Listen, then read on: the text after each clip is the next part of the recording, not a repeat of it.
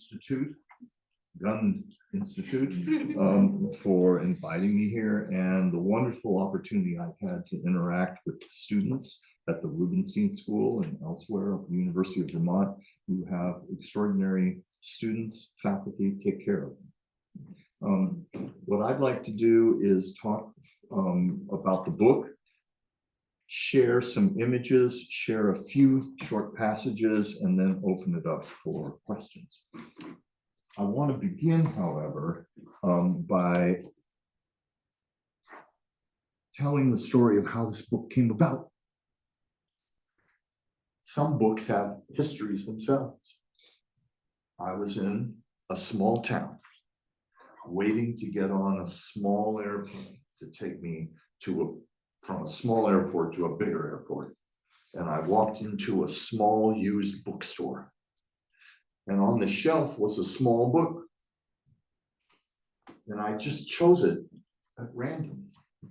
I just picked up the book and I bought it for less than stellar reasons. First, it fit in my back pocket, so I could carry it easy.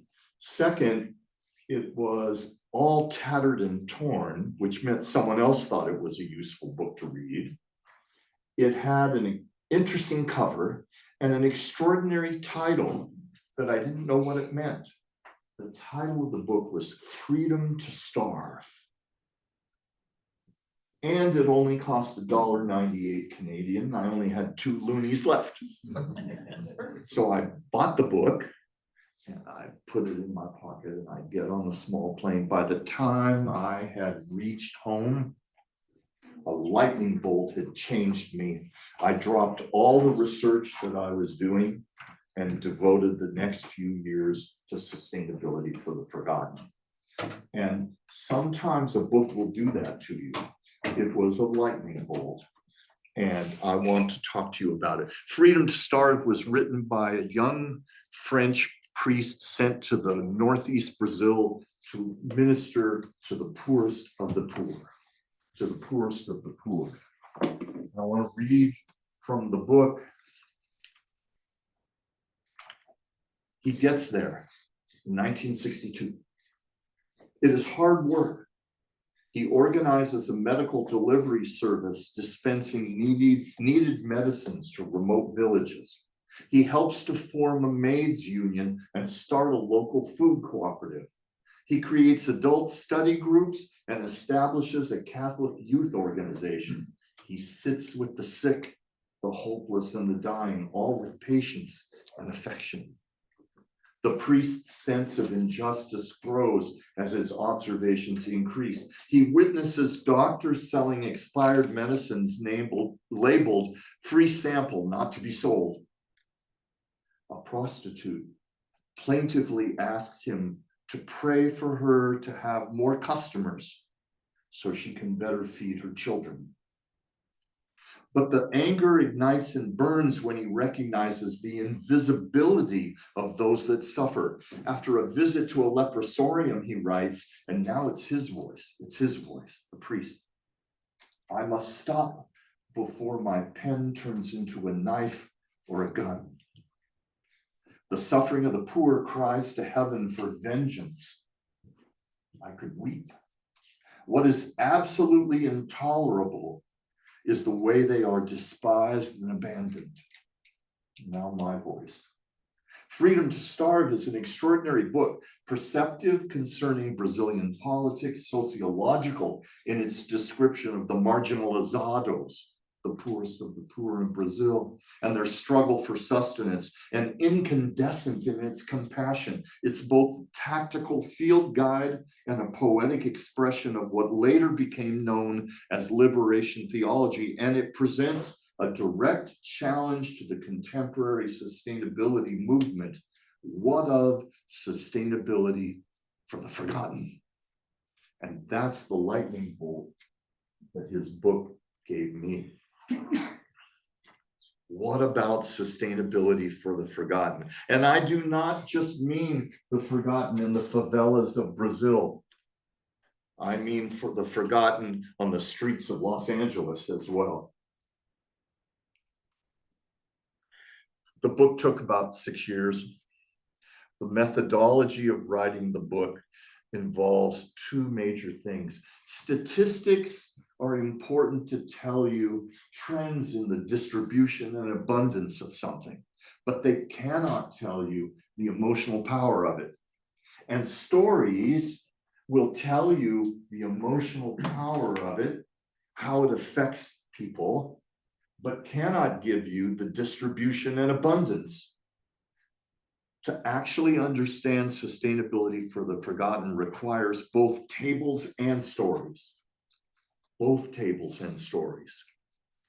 So first I had to deal with defining sustainability. And those of you who are studying sustainability here, you've seen these, the 3 E's: environment, equity, and the third one, whatever it is. See here, go to your notes occasionally.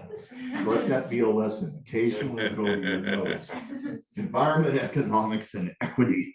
Right? Then there's the triple bottom line, which is the same thing, except profits come first. Except profits come first. Then there's thrive and flourish, a definition that's particularly vague and has something to do with agency, personal agency. Then there's the natural step conditions, which tell you not what you should do, but what you shouldn't do, like open pit mining. Then there's some that just gave up on a definition altogether and said, let's just call it an environmental discourse. And if you go long enough in the social sciences, someone's going to put the word neo in front of it. So there's neo-sustainability, which is the same argument as the triple bottom line, but here environment comes first, here profit comes first. None of those definitions seem satisfactory. So I went back and I tried to understand history, and I read Brundtland report. That's Gro Brundtland, who was the first woman prime minister of Norway, was elected to 2 terms, and went on to lead Our Common Future, the World Commission report, often called the Brundtland report. And it was a revelation to read, because you've seen this definition, right? Development that meets the needs of the present without compromising the ability of future generations to meet their own needs, right? You've seen that. That's a lie. That's not what it says. See that period? It was a comma. Because it said, in particular, the essential needs of the world's poor, to which overriding priority would be given. Do you see the difference? That every time you stop there, all of a sudden, sustainability can be a beautiful, beautiful bicycle trail from a rich neighborhood in Vancouver to another rich neighborhood in Vancouver, and you get away with it, as opposed to the priority for the poor. So this is the definition that I chose, the full definition of sustainability. Part 1 of the book begins with what the eye does not see, the heart does not grieve about. So it's important to actually document who are the forgotten and how many are there. They're all over. The desolation is real. They include the poorest of the poor, the chronic underclass, victims of natural hazards, refugees, and the oppressed. And yes, of course, these categories overlap. But first, we must understand who they are and bring them out of the forgotten, even for a moment. But we have to be careful. Just because you get mentioned in a book, or there's a documentary, or an article about you, doesn't mean you are no longer forgotten. Forgotten in this sense is a sociological definition that you don't have agency over your own life. The decision makers don't consider you when you make your decisions. So forgotten is much more serious than simply not written about in some academic book like mine. First, the poorest of the poor. They are everywhere. In South Asia, a regional estimate in 2019 was 156 million, sub-Saharan Africa, and the percentage of worldwide estimate of the poorest of the poor leans heavily towards sub-Saharan Africa. And of course, the United States, the euphemism is other high-income countries. But there are stories. The slums of South Africa. The chronic underclass. Now, the chronic underclass includes not just the poorest of the poor, but above them, those that have precarious kinds of income, but chronic in that it's multiple generations. It's not one generation. The poverty is passed on from one generation to another. And again, South Asia, and again, sub-Saharan Africa. And here they don't even bother including the United States. It includes slums. Now, when a slum is built, for example, in South Africa, like Soweto, when Soweto was built, it was built on purpose over a gold mine. Why? So that no structure could have more than one story because the ground wouldn't support it.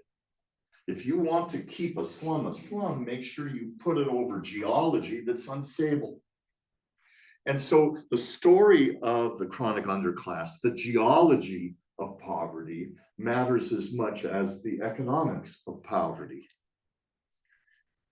North America has a particular form of chronic underclass, and that's the incarcerated.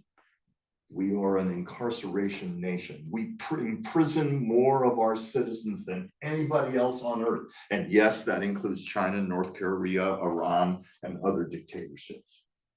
Incarceration is a form of chronic underclass because it doesn't just harm those in prison, their families suffer. And their children suffer, and their children suffer such that future generations, it passes on chronic. Now, you've seen the pictures in the Soviet Union of prisoners in cages. I just want to remind you that we do it too. We put our prisoners in cages as well. Then there's victims of disasters. And disasters are an example of the exact opposite of the need for precision, because trying to define a natural disaster or a technical disaster or an industrial disaster gets all mixed up.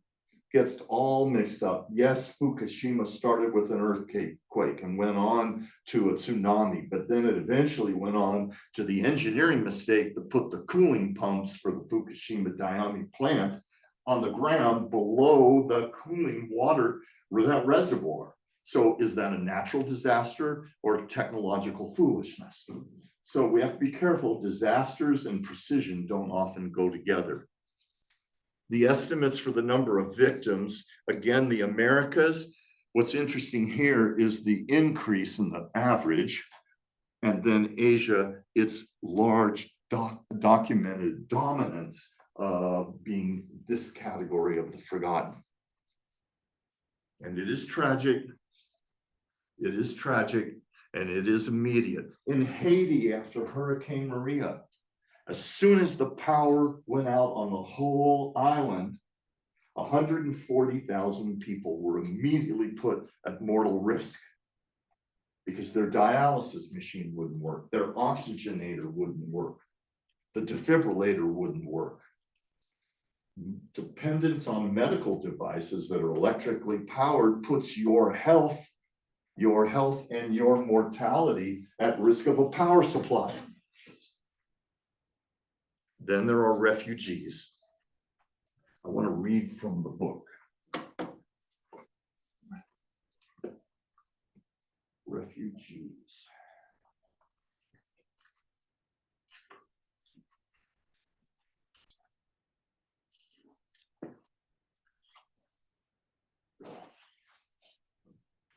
This is my voice. The world, it seems, abounds with refugees.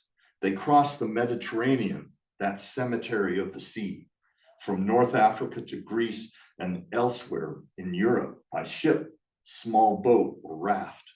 They walk by coyote or caravan to escape the dangers and privations of Venezuela, Guatemala, and El Salvador, some through the feared Darien Gap in Panama, northward toward the United States. They drift from rural China's impoverishment, drawn or driven to major urban centers. Refugees from war zones often flee the fighting and privation, only to find themselves in overcrowded refugee camps, such as the Kwampalong camp in Bangladesh, 596,000, and the world's largest. Bidibidi in Uganda, and the Dadia Refuge Complex in Kenya. Environmental refugees leave their homes or the ruins of their homes for safer ground. Pacific Islanders from sea level rise, Puerto Ricans from the devastating hurricanes, Sudanese from decades of drought. Refugee movements are almost obviously an affront to sustainability. For sustainable communities, regions, and nations do not create the need to flee. So refugees are some of the forgotten. Whether they leave Bosnia or they climb the Darien Gap, stories tell heart. This is Luis Alvia and his 4-year-old daughter, Melissa. They are trying to get to the United States. They are climbing through the Darien Gap. He can't go on. He is exhausted. He can't go on. And she looks at him with both fear and love and concern. But somehow he does go on, by the way. He makes it to the United States. He lives here, he's resident, he works a job that not a single one of us, me included in this room, would want to do. And his daughter, that beautiful girl, Melissa, she's in school. She's in school. The range of refugee populations, political refugees, internally displaced, environmental refugees, and this does not include Ukraine and Gaza. This was done before the Ukraine war and the Gazan war. Then we get to the oppressed. And the oppressed can be political oppression, it can be economic oppression. And economic oppression can move from slavery, which still exists in the modern world, all the way to forms of chronic oppression due to politics. There are measures of freedom. You can measure freedom. Eurasia, 82% of the population is formally defined as not free. 82%. In the Middle East, it's even higher, 92%. And such oppression can be the Chinese in Tibet, Egyptian police beating an Arab Spring woman protester, the Israeli invasion of Gaza, and ourselves. This is a historical picture of American apartheid, colored waiting room. I've always looked at this picture and said, Hitler's love life revealed in this newspaper, and realized that our modern disinformation campaigns and Instagram and all that don't have anything on the past. They were doing it already. I've never been able to find out what Hitler's love life was, and I don't want to. But this is us, and it still exists.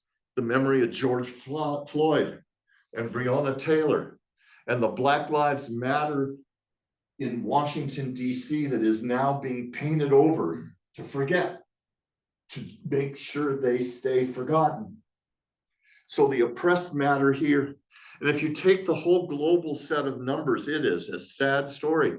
This is a summary table by category that I looked at in the book, but you'll notice there's no total because that would be a technical error. There's too much overlap between the poorest of the poor and the chronic underclass, disaster victims becoming refugees, refugees becoming oppressed because of their precarity and vulnerability.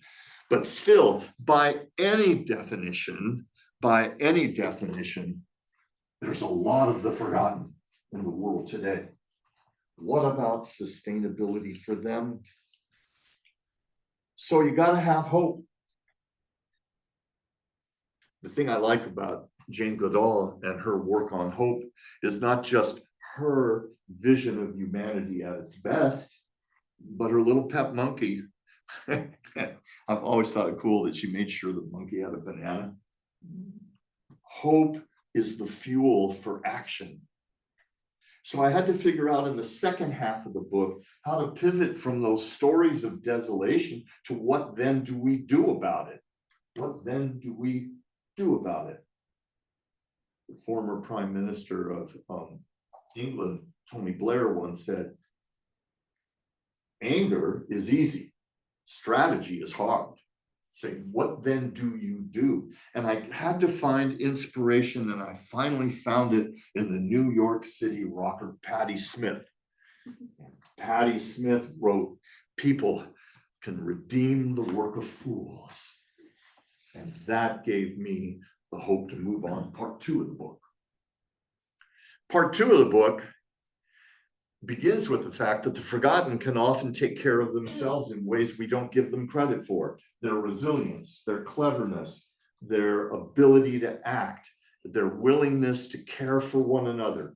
It is a false myth that when a disaster strikes, the public is all freaked out, that looting is the dramatic thing. Yeah, they take the pictures of it, but what they don't show you is the pictures of neighbors taking care of each other, of cooking for each other, of caring for one another. So I have proposals for policy and practice. These are Gary's alone.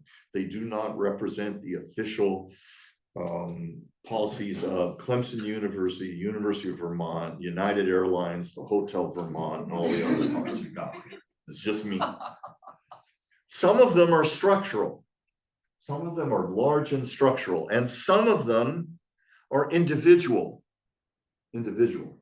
She's a gypsy, beat up, a Roma, beat up by Italian police and about to be evicted from her refugee tent. So the first part is that the foundation must be rebuilt. The sustainability movement can't just focus on things like recycling and bicycle trails, and the very foundation needs to be rebuilt. And that includes reversing structural violence, as the liberation theologists taught us, violence toward others that's built into our system. It includes restraining capitalism. In a book about the Appalachians, Steve Solno wrote a wonderful line. He said, remember, capitalism is not nailed to the roof of heaven. We don't need to take it all for granted. And I would argue that capitalism, while it has all kinds of benefits, think of all the different varieties of toothpaste you can have. At the same time, capitalism, with its search for profits and the externalization of cost, if you take it to its extent, if you push it full the way out, what does it deliver? Slavery, plantation economics, oppression, and worse. So capitalism needs to be restrained. And in the book, I give a wide variety of tax incentive, tax kinds of changes, progressive kinds of efforts, increased accountability, criminalization of CEOs, malfeasance, offshoring limits, luxury taxes, a whole range of things, but then make the argument, which I think is important, that taxing the rich isn't a solution by itself unless those resources are reinvested in infrastructure to support the forgotten. So you don't just tax the rich to take it from them. That does nothing except cause division. But you tax the rich and use those funds to make sure the lead isn't in this water supply of Flint, that people have clean water, that you tax the rich and reinvest it in grocery stores in food deserts of Detroit.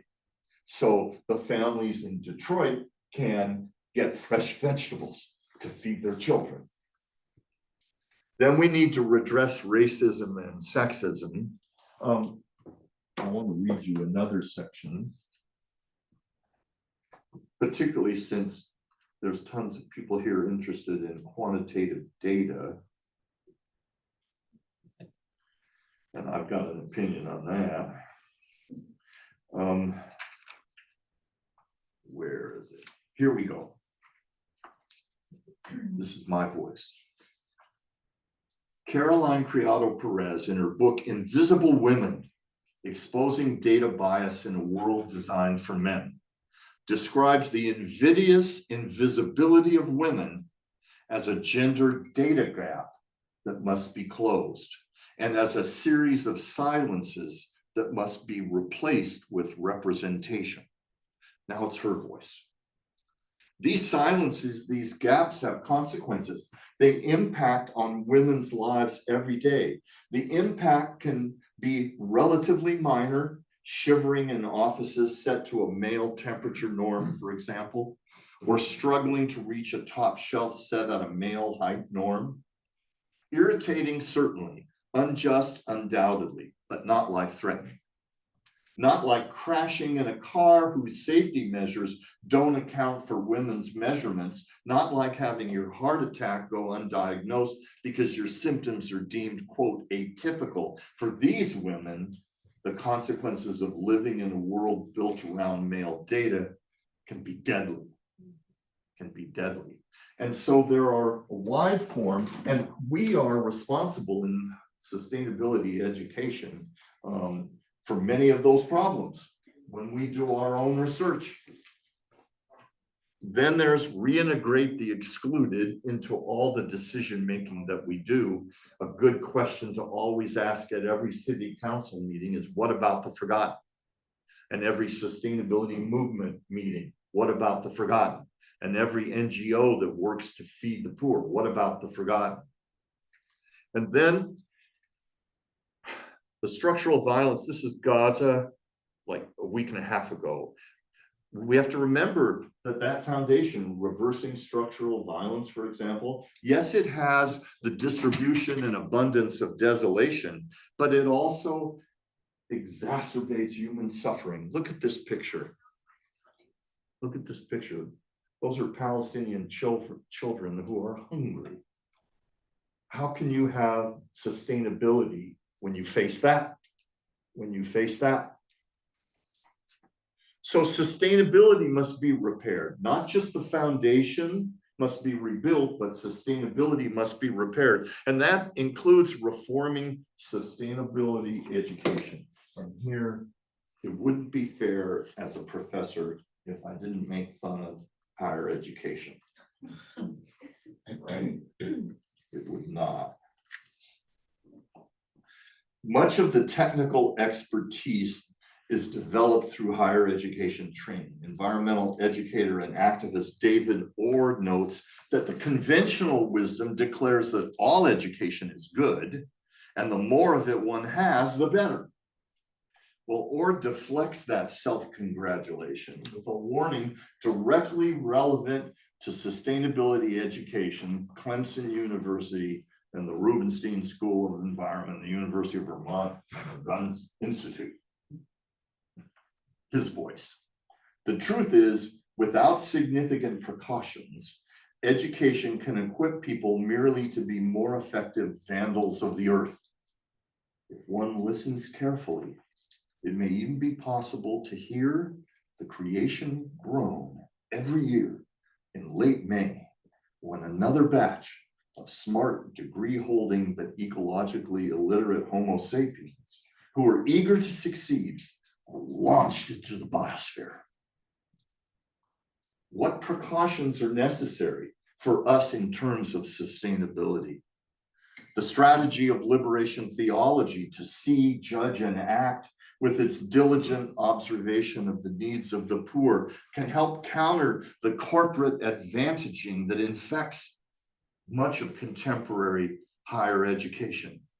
A second precaution is to place the original sustainable development demand of priority for the poor at the center of how sustainability is taught. A third precaution, even more radical, is to nurture and respect the bonds of affection between people and place. For authentic sustainability education, love has a lot to do with it.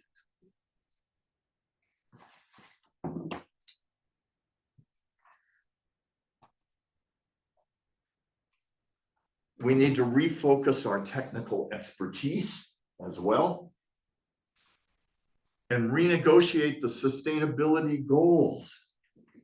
How many of you have heard of the ecological footprint?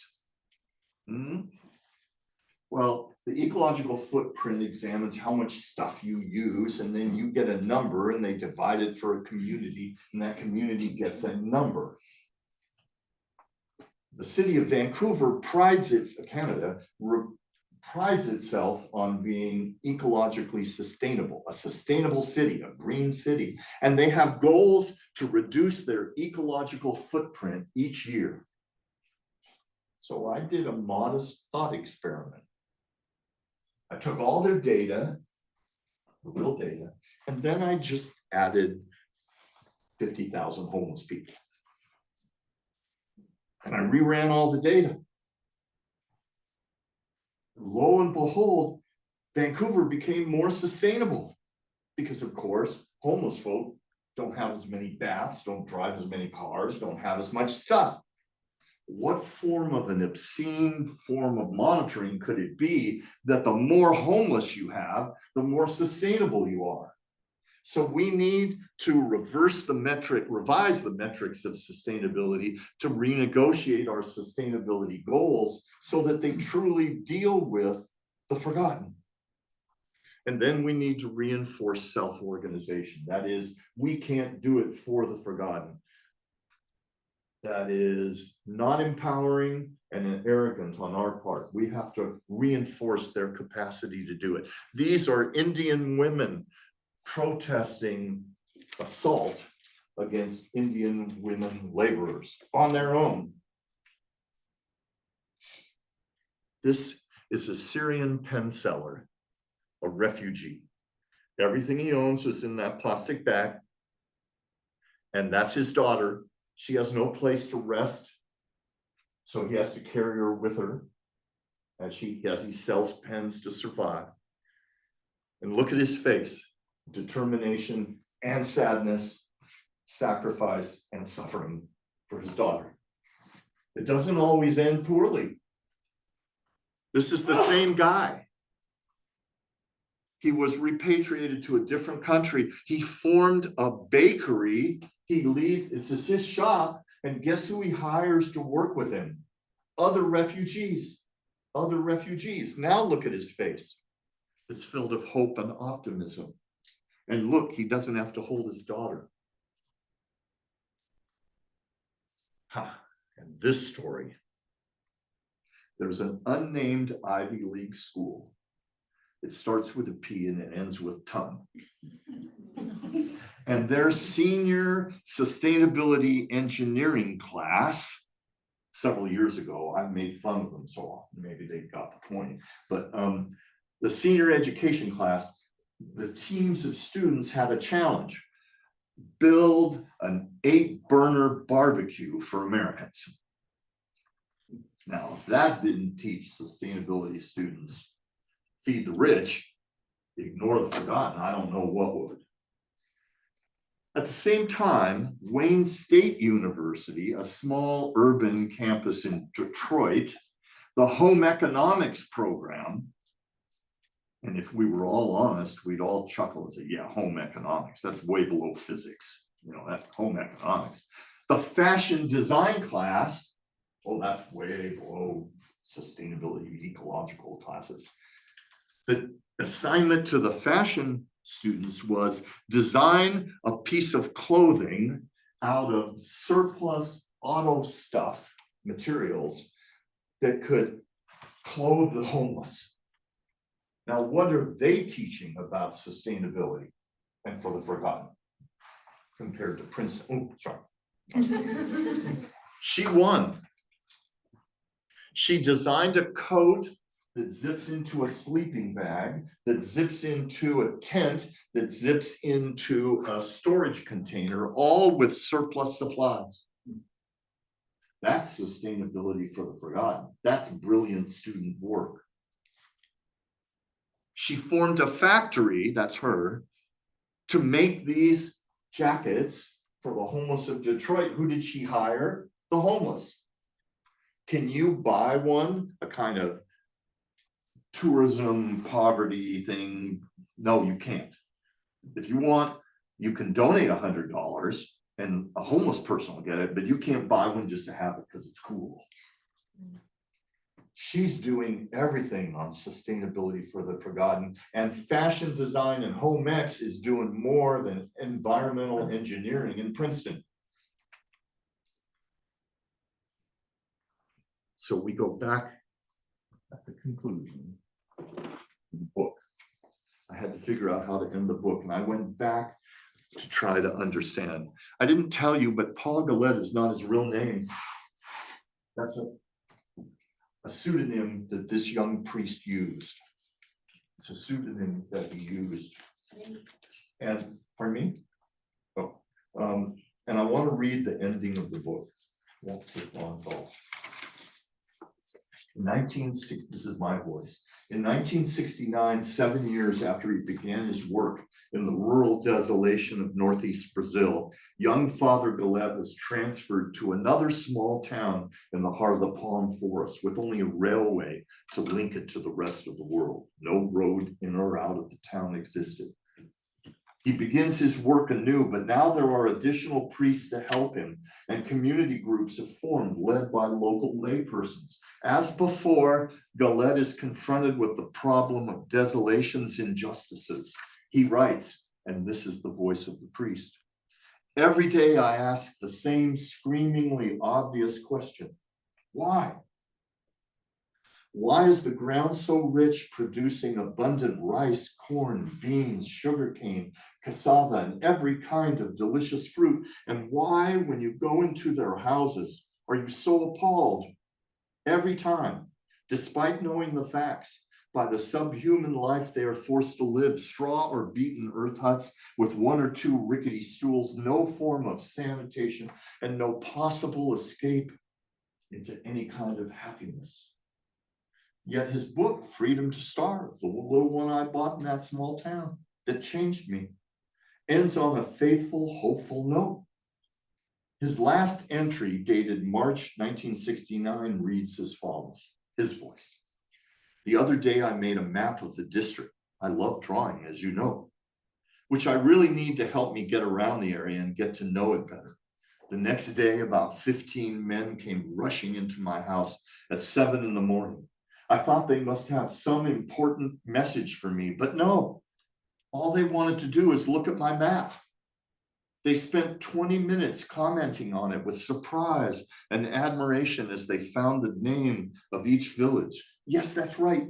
See, it's on the other side of the river. Oh, look, you can see where our river runs into the big river. How amazing."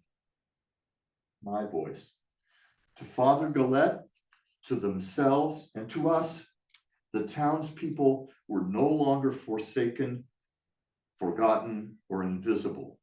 They are truly visible, shown on that hand-drawn map out on Desolation Row." Thank you.